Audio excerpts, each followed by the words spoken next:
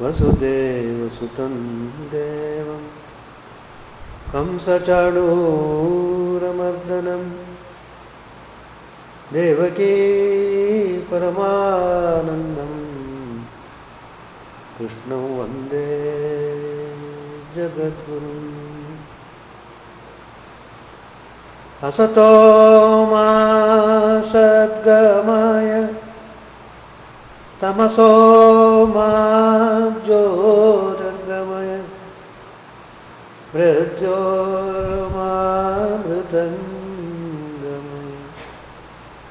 Om Shanti Shanti Shanti. Let us offer our salutations to Lord Krishna, the embodiment of bliss, who came to establish Dharma and punish the wicked. Let us pray to him to lead us from unreal to real, to lead us from darkness of ignorance to the light of knowledge, to lead us from death to immortality. Peace, peace, peace be unto all. We have been studying Bhagavad Gita, chapter 10, which is called Vibhuti Yoga, the yoga of divine manifestations. Bhagavad Gita is most important spiritual textbook for all the spiritual aspirants of the world. It deals with precept and practice. It tells you clearly what is God, who is God, where is God, who is the individual being, what is this universe, how it functions, how the individual being should realize his true self. All these subjects are dealt with very nicely, and not only that, Sri Krishna gives practical suggestions to practice spiritual life. This life on this earth is meant for practicing spirituality, not spending in useless worldly things.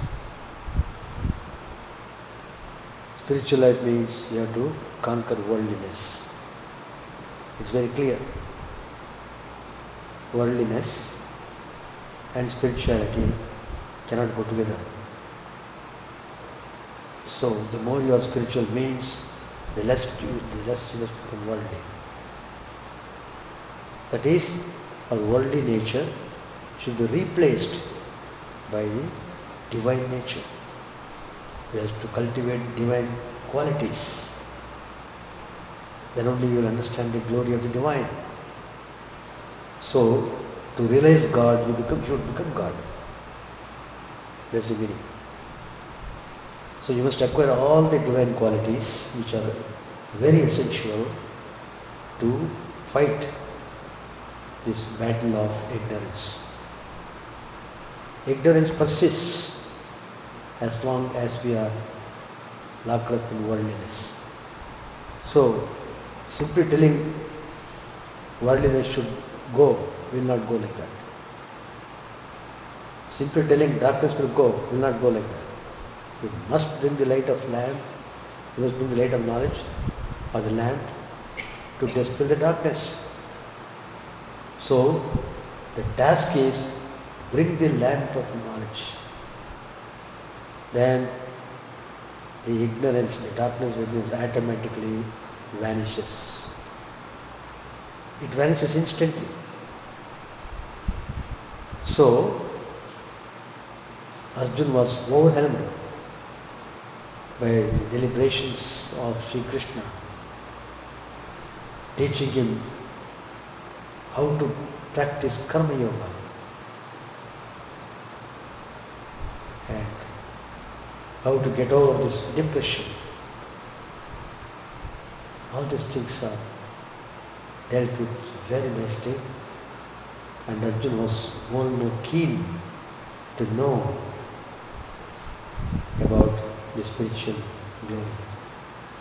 He is very much confident and had full faith in Krishna that Lord Krishna is none other than the Divine Supreme. And Sri Krishna has declared in very clear terms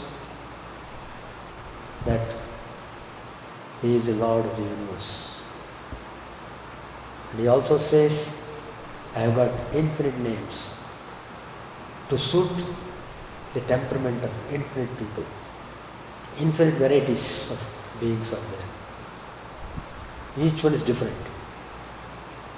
So to satisfy everyone, God assumes different forms in order to satisfy the devotee in His own way.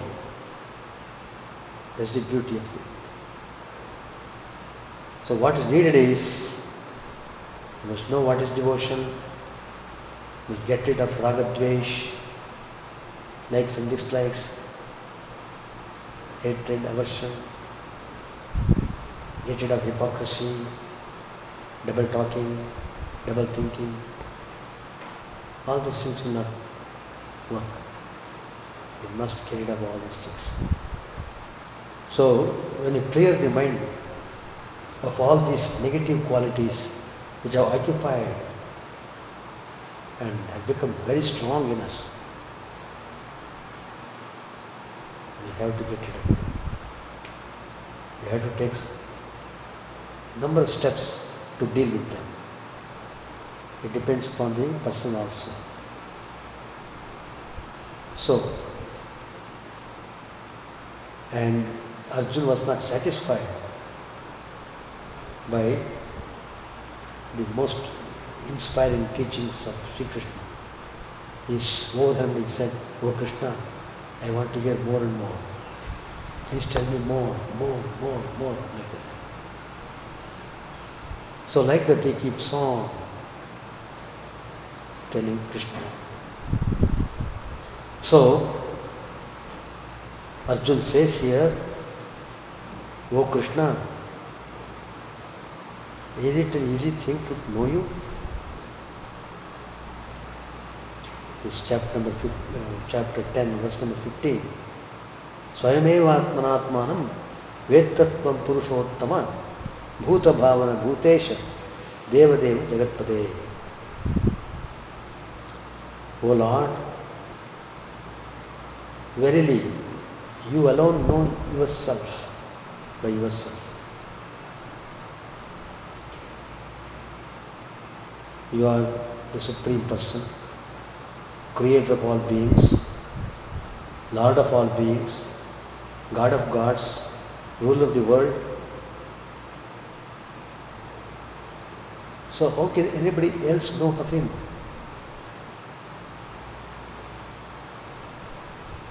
So Arjuna understands this point. None can understand the Divine Supreme because His glory is infinite. The moment you are able to know something, there's still something to be known. The moment you know that's something more, still there is something to be known. It continues ad infinitum. Same thing is explained by Sri Ramakrishna in the Gospel very nicely. Sri Ramakrishna says, can everybody comprehend the indivisible Satchidananda? Only 12 rishis could recognize Ramachandra. All cannot recognize an incarnation of God. Some take him for an ordinary man, some for a holy person, and only very few recognize him as an incarnation. In Sri Ramakrishna's time itself we find how people could really know Sri Ramakrishna was the God Supreme, incarnate as human being, coming down to our level to rise up from this morbid state of worldliness. So it is like that. And Sri Ramakrishna gives an example. One offers a price for an article according to one's capital.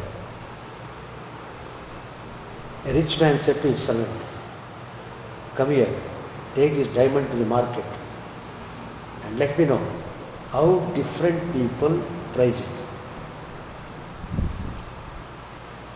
Take it first of all to the eggplant seller." So the servant took the diamond to the eggplant seller. He examined it, turning it over in the palm of his hand. He said, "Brother, I can give 9 shares of eggplants for it." He's praising the diamond. "Well, friend," said the servant, "a little more, say 10 shares. The eggplant seller replied, "No, I have already quoted above the market price. You may give it to me if that price suits you." The servant laughed. He went back to his master and said, "Sir, he would give me only 9 shares of eggplants and not one more. He said he had offered more than the market price." The master smiled and said, "All right, now take it to the cloth dealer. The other man deals only in eggplants. What does he know about a diamond?" So the cloth dealer has a little more capital. Let us see how much he offers for it. So the servant went to the cloth dealer and said, "Sir, will you please buy this? How much will you pay for it?" The merchant looked at the diamond, then said, "Yes, it's a good thing.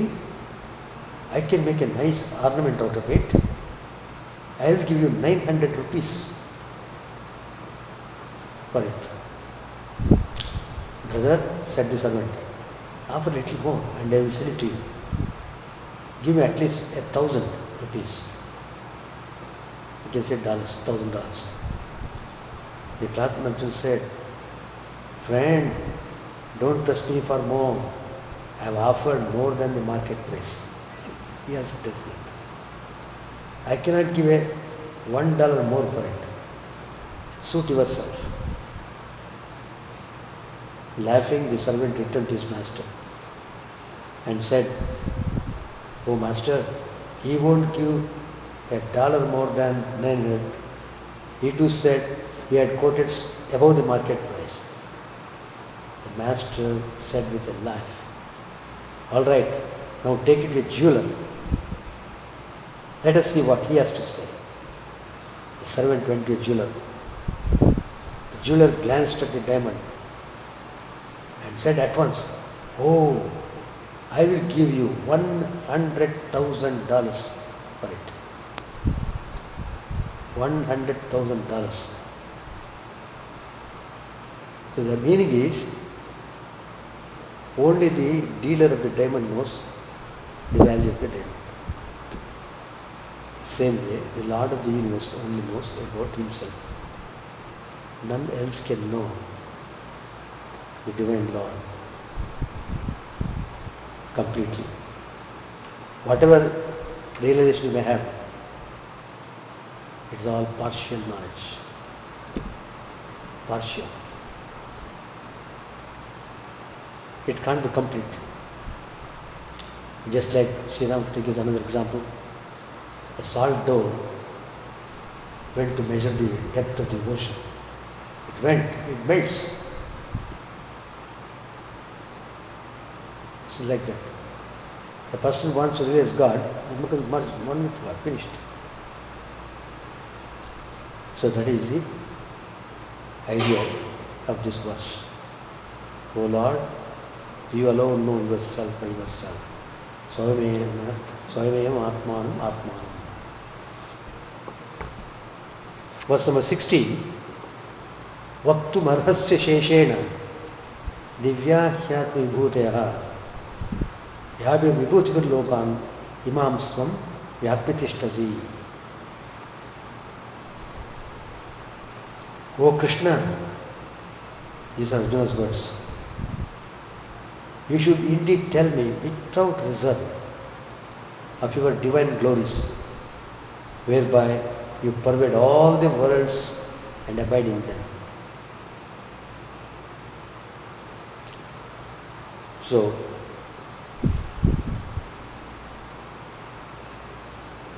and Arjuna was very keen to know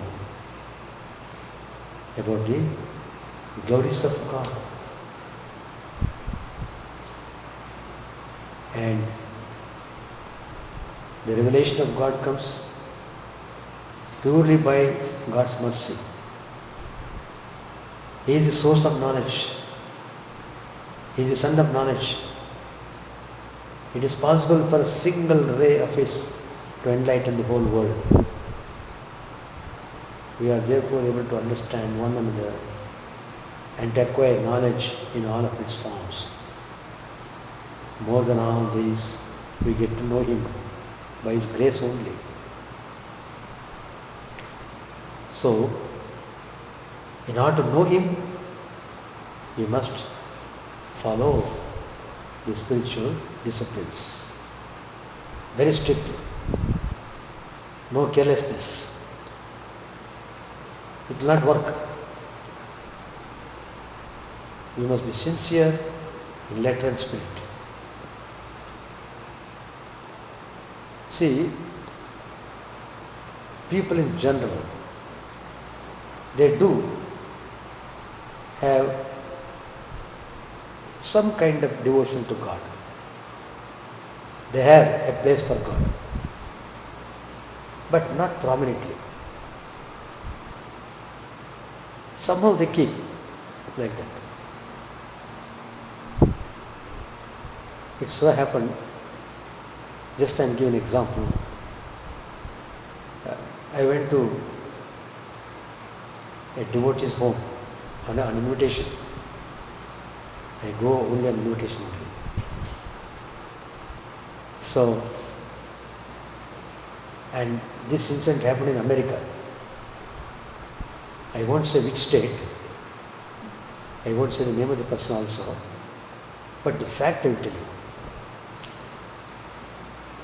And they are devotees, very good devotees in their expression, in their hospitality, in their serving food, in preparation of food, all these things. The display, everything is admirable. Then, what shocking thing was, I told the host, I want to wash my feet. He showed me the bathroom. You know, in modern times, the bathroom is combined with toilet both. Rest house come bathroom. That's how it is in modern country. Well, he showed me the place. So this way you do. What was shocking was, I have to pass through the shrine to go to the bathroom. Can you imagine? They are not poor people. Palatial building, upstairs 2-3 rooms are there. They have got only, I think, one son. The place where they have shown for God is the place where people constantly go to bathroom, crossing over this shrine. So all the time the shrine is disturbed.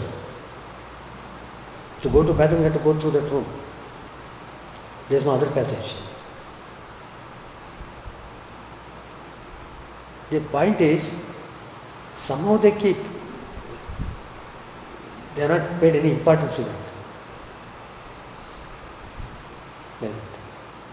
So if you are really speaking spiritual enlightenment, topmost importance you must give to spirituality, spiritual ideas, spiritual practice. Everything is very important. Every step is important. And In fact, from my own experience I tell, in Bangalore, I myself have seen, and I also used to do. After getting up in the morning, after taking ablutions, finishing all morning duties, first thing I would do is go to temple, take the darshan of the Lord, then come back and do whatever I want to do. I was doing that without being told by anybody, by intuition probably. Anyway, and I have seen many people do like that. Many people. And coming to ashrama, running to make Guru Pranam, to offer their devotion. For a few minutes before going to the office, before going to their jobs. The first thing they want to do is come to ashrama, do namaskar. Anyway, these are all values to be practiced. Here you can see what values are being taught to the teenagers. They are growing like wild bears. Even bears are better. Operate. These teenagers are looking like giants. Demons, literally. No value system. They can do anything. Do any crime. Anything they can do. So, one must be educated. One must be taught properly. Otherwise, life goes waste. So, God's glories we come to know only through His grace. God's grace comes to us only through our practice. Only when we sincerely worship Him. Then it's possible. Katha vidyamaham yogi, verse number 17. Katham vidyamaham yogistvam sada parichintayan keshu keshu cha bhaveshu chintyosi bhagavan maya. Oh Krishna, how may I know you? By constant meditation. In what various things, O Lord, are you being thought of by me? It's a good question. Here you can understand how Lord Krishna was very highly liberal. He shows us, do this, do like this. Take any of my manifestation and concentrate. You will get me. What more things you want? You won't do it. First of all, you won't hear it properly. Even if you hear it, you don't practice it. So like that life goes away. Anyway, so Arjuna is asking that question to Krishna. And there are various manifestations of God's glory. One is Omkara. Just by concentrating, meditating, repeating just the syllable Om, one can attain to highest realization of the divine. Sri Ramakrishna says in the Gospel, the sound Om, that itself is Brahman. In Sanskrit we call Shabda Brahma. Om is called Shabda Brahman. The rishis and sages practiced austerity to realize God, to realize that sound Brahman. After attaining perfection, one hears the sound of this eternal word rising spontaneously from the navel. What will he gain? Some sages ask, by merely hearing this sound.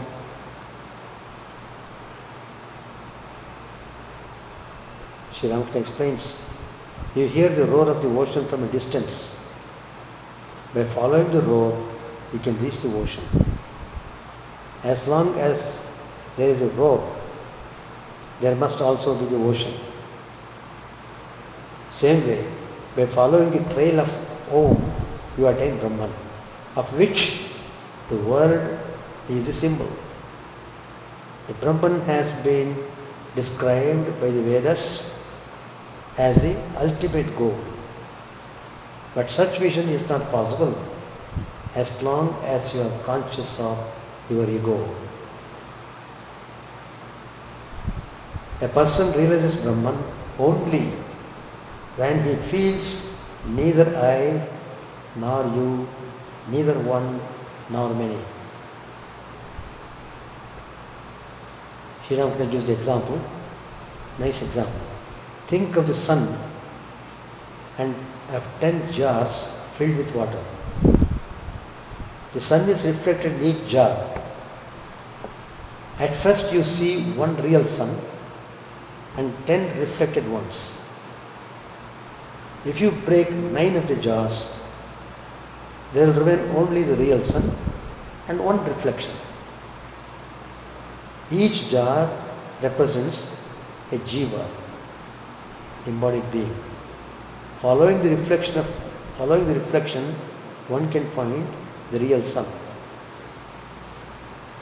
Through the individual soul, one can reach the Supreme Soul. Through spiritual discipline, the individual soul can get the vision of the Supreme Soul. What remains when the last jar is broken cannot be described. How shall my extrovert mind recognize your presence in things objective? The sight of the toys of the child stirs up the thought of that child in the mother. May I, in that manner, have the means to reveal in you through the things of the world. As Sri Ramakrishna says, the toy fruits and toy elephant remind one of the true fruits of true elephant, as the toy fruits and toy elephant remind one of the true fruits and true elephant. The symbols and images remind the devotee of the eternal and formless God. This we have seen in the life of Sri Ramakrishna also. When Sri Ramakrishna accepted to become the priest of Kali temple, just in front of the image of the Divine Mother, Sri Ramakrishna told, "Oh Mother, you are Chit Shakti. You are present everywhere and you must be present in this image also. Then you must reveal to me. I offer all my worship and devotion to you." And he devotedly did what all things to be done in order to get the vision of the Divine Mother. Finally, he got the vision. The whole universe was filled with divine consciousness. And Sri Ramakrishna went into Samadhi. So, the symbol, the image, it gives an awakening. And finally, it gives you realization of the divine, by which the symbol is trying to teach us. Vistarena, verse number 18. Vistarena atmano yogam vibhutincha janardhana bhuyaha kathayatrutirhi shrunvato nasti me mritam.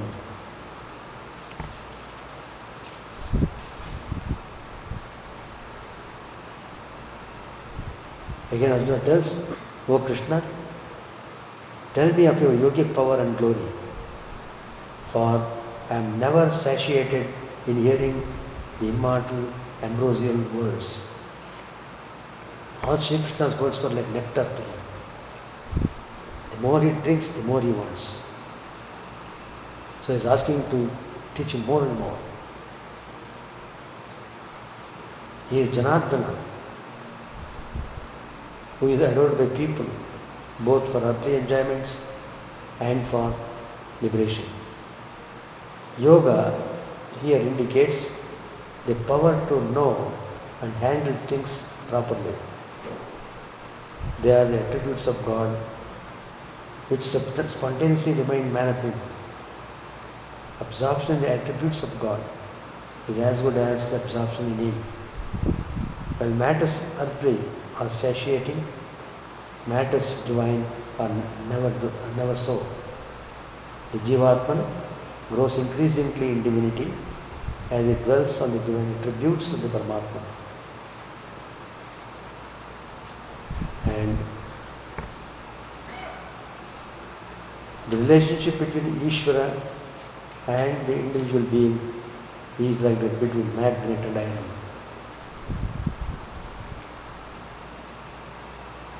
Sri Ramakrishna said to Mukherjee, Maya is nothing but lust and greed. A man attains yoga when he has freed his mind from these two. The self, the supreme self, is the magnet. The individual self is the needle. The individual self experiences the state of yoga when it is attracted by the supreme self to itself. But the magnet cannot attract the needle if the needle is covered with clay. It can draw the needle only when the clay is removed. What is that clay? Sri Ramakrishna tells, the clay of lust and greed. That must be removed. Then Mukherjee asked, Master, how can one remove it? Sri Ramakrishna said, weep for God with a longing heart. Tears shed for Him and wash away the clay. When you have thus freed yourself from impurity, you will be attracted by the magnet. Only then will you attain yoga. So the important teaching is that without any doubt, we must be ready to get rid of worldliness, desire for the pleasures of this world, and desire for acquiring property, possession, desire for relationship, so on and so forth. These things, they put the person in great misery. So you have to get out of these things. That's the important point that we should know. So, then only mind becomes clean. When the mind is clean, it is drawn towards the divine. Let us stop here, continue next Tuesday.